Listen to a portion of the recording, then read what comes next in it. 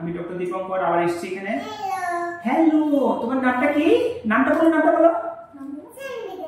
হ্যাঁ, ওর শুনতে পেরেছেন আপনারা, ওর নাম হলো সাধনী দাস। আচ্ছা, ভিডিওটা করছি একটা জিনিস বলার জন্য, এটা এই সময় বাচ্চাদের আমরা প্রায়ই পাই। ওর বয়স হলো 2 বছর 7 মাস। ও অ্যাকচুয়ালি ক্রনিক কনস্টিপেশন, মানে ওর পটি হয় না, পটি নিয়ে প্রচন্ড কষ্ট পায়। এই সমস্যা নিয়ে মা আমার কাছে এসেছে এবং বলছে যে প্রায় ওর যখন 3-4 মাস বয়স থেকে নাকি এই সমস্যা।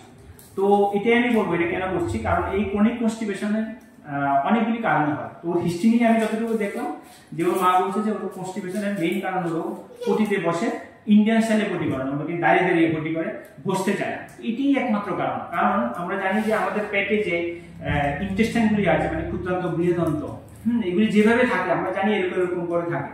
তো নর্মালি এগুলিতে যে পটি থাকে, যে বৃহদান্তে, সে এগুলিতে প্রেসার না করলে পটি কোনোদিন বের হবে না। তো প্রেসার তখনই করবে যদি আমরা ইন্ডিয়ান স্টাইলে পটি করি, মানে বাচ্চাকে বসাতে হবে। এখন প্রশ্ন হলো কখন থেকে বসাবো? নর্মালি 6 মাস বয়সের পর থেকে একটা বাচ্চা উইথ সাপোর্টে বসতে পারে।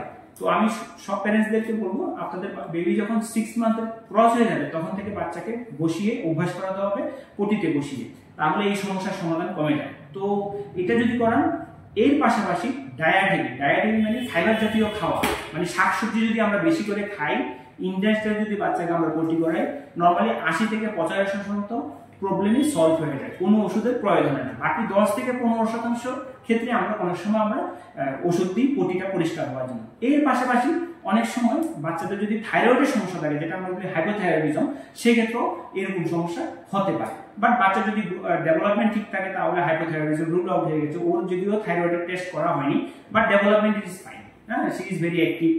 ওকে, কিছু বলবে এখানে? তো ওকে, তুমি আজকে থেকে কালকে থেকে কিভাবে পটি করবে আমাকে দেখাও। হ্যাঁ, যা কিভাবে পটি করবে। হ্যাঁ, ভেরি গুড। ও বসে পটি করবে, আমাকে বলেছে, প্রমিস করেছে।